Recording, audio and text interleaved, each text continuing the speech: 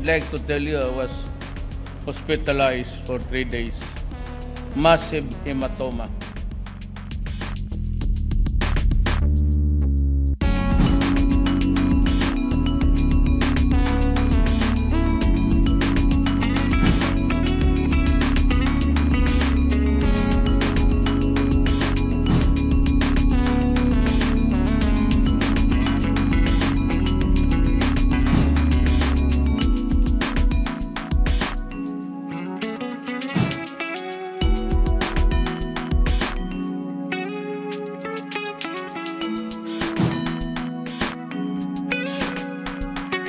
Yeah, hazing that's carried too far.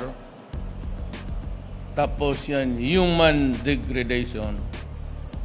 You know, you order the plebs the lower class to perform yung mga oral sex, ganon. That is, hindi trabaho ng lalaki yan.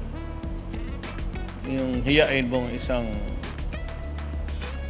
tingin mo pagka mabrad mo na, anong tingin mo sa kanya, anong tingin niya sa iyo,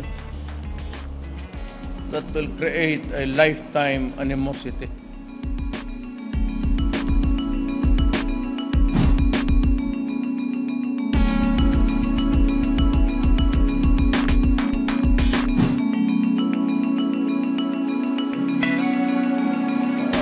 Prangka na, hindi mo maalis yan.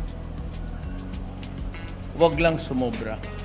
Kaya sinobrahan mo, you know, there are rules to follow. You break the rules, you go to jail. Ganoon lang yan.